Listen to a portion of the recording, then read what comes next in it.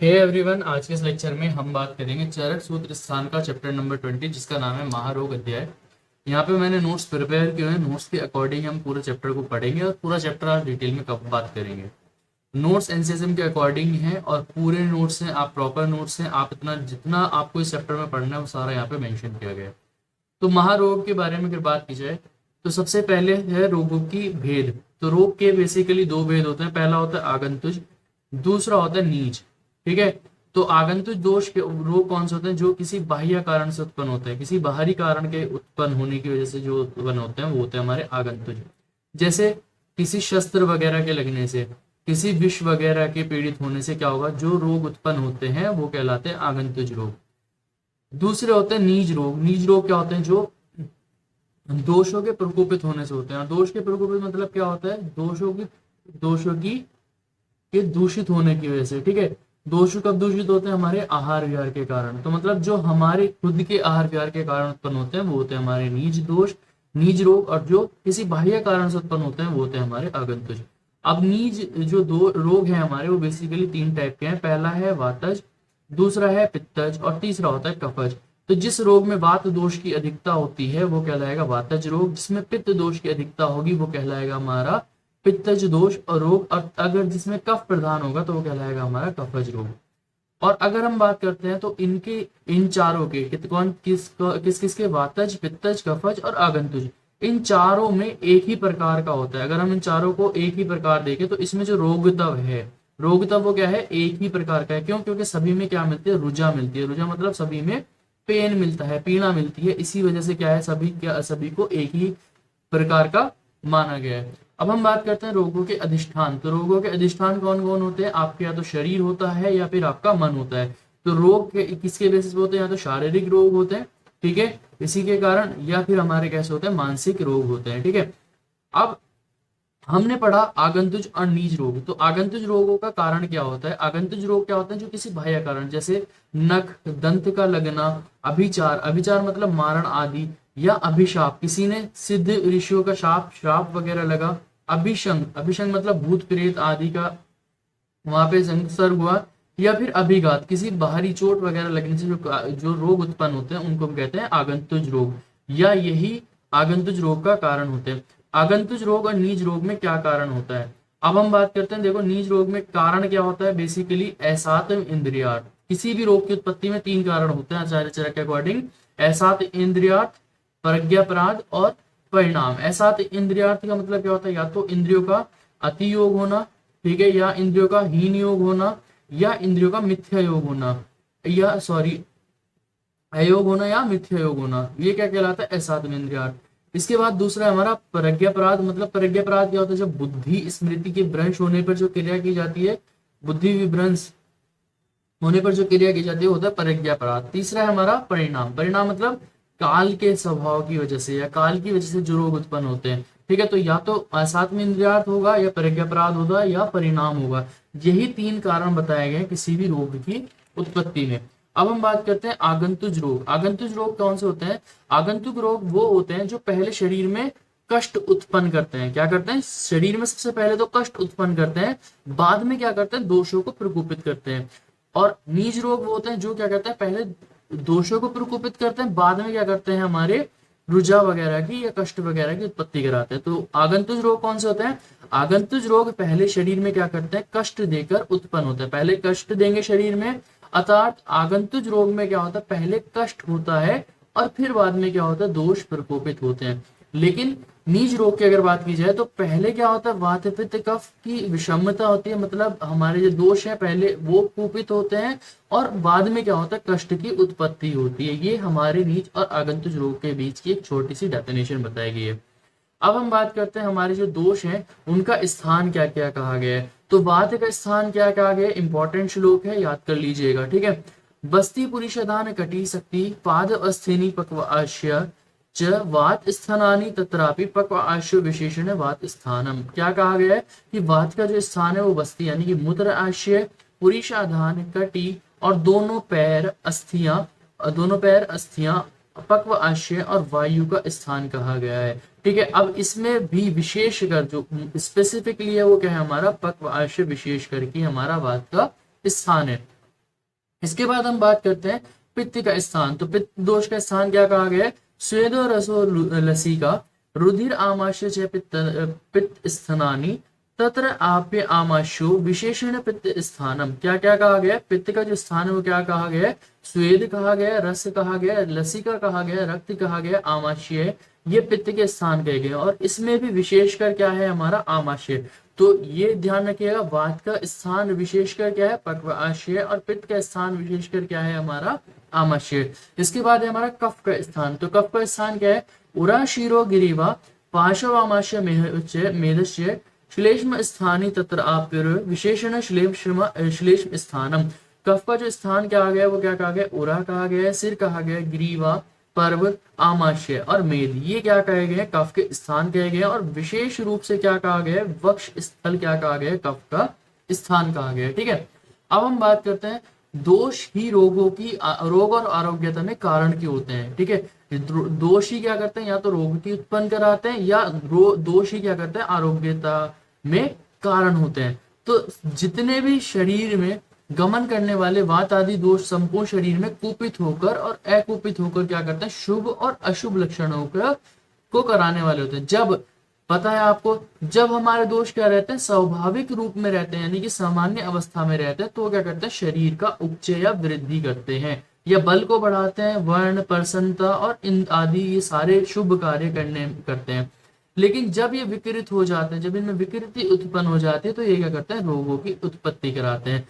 तो सिंपल इसीलिए क्या कहा गया? रोगों को कारण माना गया है, दोषों को रोग में या आरोग्यता में कारण माना गया। अगर ये सामान्य अवस्था में है या अगर सम अवस्था में है तो क्या करा रहे हैं? हमारा आरोग्यता करा रहे हैं। और अगर असमान अवस्था में है, असमान अवस्था में है तो क्या करा रहे हैं? रोग की उत्पत्ति कराते हैं। अब इसके बाद यहाँ पे मोस्ट इंपॉर्टेंट चीज, ये 5 मार्क्स में कभी कभी पूछ लिया जाता है यूनिवर्सिटी के फाइनल में। ठीक है, नानात्मज रोग क्या होते हैं और सामान्य रोग क्या होते हैं? नानात्मज रोग क्या होते हैं? जो केवल या तो वात या पित्त या केवल कफ की वजह से उत्पन्न हो, जिसमें केवल एक ही दोष की रोल हो, वो कहलाते हैं हमारे नानात्मज रोग।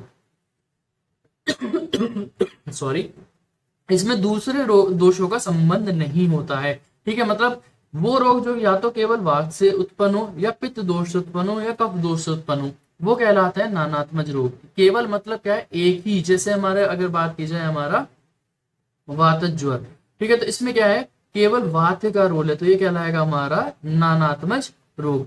इसके बाद है हमारा सामान्यज रोग। सामान्यज रोग क्या होता है? जिसमें वात, पित्त, कफ किसी एक दोष से या दो दोष से या सन्निपात से या आगंतुक अभिघात आदि से कारण होता है, वह क्या कहलाते हैं? हमारे सामान्यज रोग कहलाते हैं। सामान्यज रोग क्या है? मतलब देखो, नानात्मज क्या है?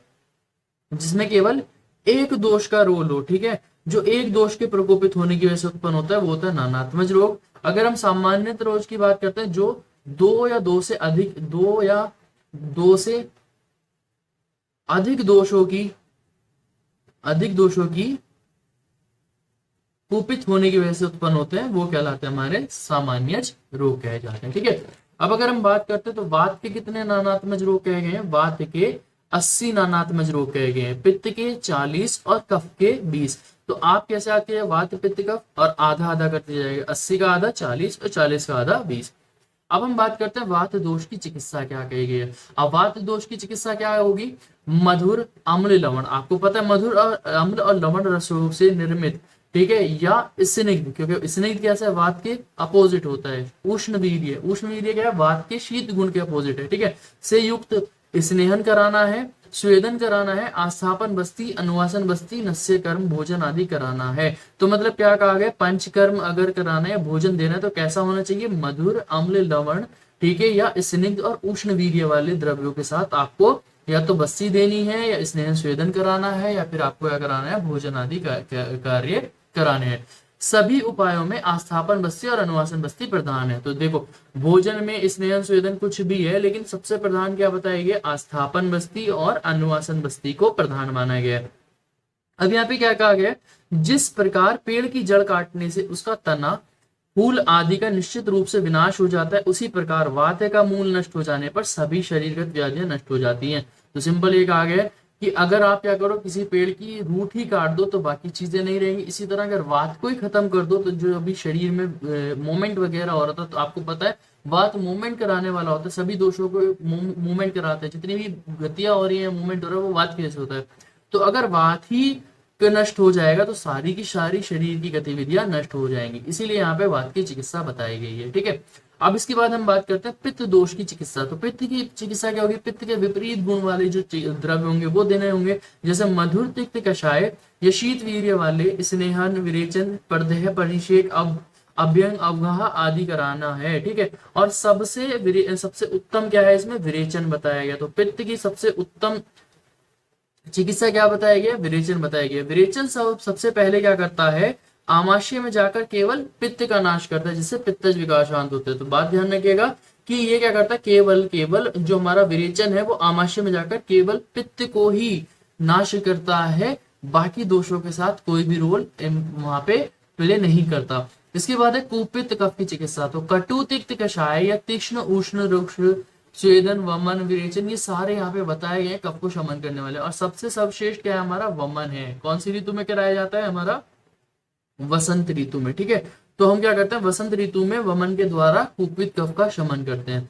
अब कुछ इंपॉर्टेंट पॉइंट है, जैसे वात की अगर वृद्धि होती है तो क्या होता है? निंद्रा नाश। और पित्त अगर बढ़ता है तो अल्प निंद्रता होती है। और कफ की अगर वृद्धि हो जाती है तो क्या होती है? निंद्रा बहुत ज्यादा आती है। वात की अगर बात की जाए तो मुख शोष मिलता है, और पित्त में तृष्णा। तो मुख का सूखना किसमें मिलता है? वातज रोग में।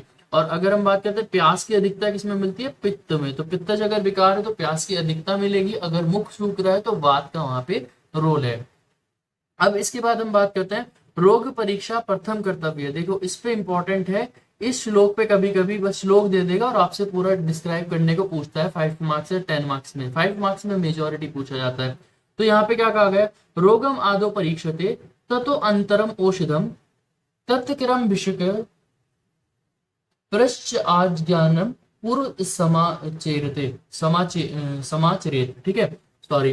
चिकित्सा करते समय सबसे पहले क्या करना चाहिए? रोग की परीक्षा करनी चाहिए। उसके बाद क्या करना चाहिए? रोग के अनुसार उचित औषधि की परीक्षा करनी चाहिए। पहले रोग की परीक्षा करनी चाहिए कि रोग क्या है, उसके बाद औषधि की परीक्षा करनी चाहिए कि रोग के लिए वो औषधि सही है कि नहीं। इसके बाद ही क्या करता है? वैद्य को चिकित्सा प्रारंभ करनी चाहिए। इस श्लोक का मतलब यहाँ पर ये कहा गया है। ठीक है, अब हम बात करते हैं रोग परीक्षा। तो रोगों की परीक्षा किसके बेसिस पे करते हैं? निदान पंचक के बेसिस पे करते हैं, जिसको हम पूरा डिटेल में पढ़ेंगे निदान स्थान के इंट्रोडक्शन में। तो निदान पंचक में क्या क्या आता है? निदान मतलब क्या आता है? निदान का मतलब क्या होता है? कॉज। ठीक है, तो कोई भी कॉज है उसके थ्रू करती है। पूर्व रूप मतलब जो हमारे मुख्य लक्षण उत्पन्न होते हैं, ठीक है, उनको हम क्या कहते हैं?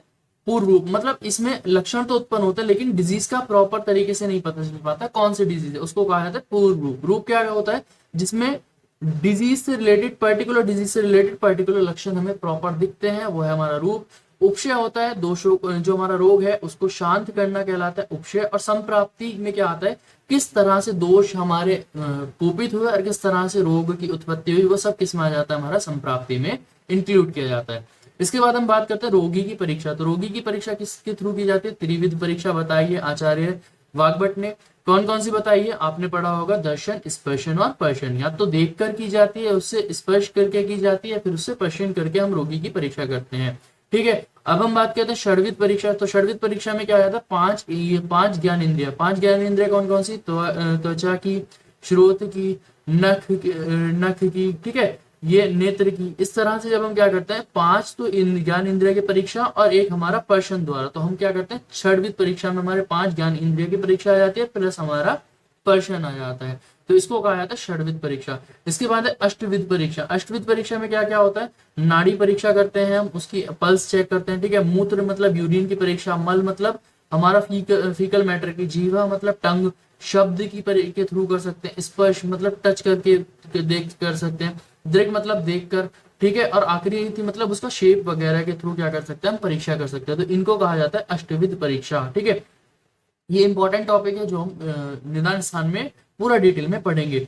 यद क्षय सिद्धि मतलब जो वैद्य रोगों को न समझकर चिकित्सा प्रारंभ कर देता है और औषध विज्ञान को जानता है फिर भी उसकी सिद्धि नहीं होती। मतलब औषधि का तो उसे ज्ञान है, ठीक है, औषधि का तो ज्ञान है, लेकिन रोग को नहीं समझ पाया और चिकित्सा स्टार्ट कर दी, उसे क्या कहा जाता है, उसे सिद्धि नहीं होती। इसी को कहते हैं यदृच्छया सिद्धि।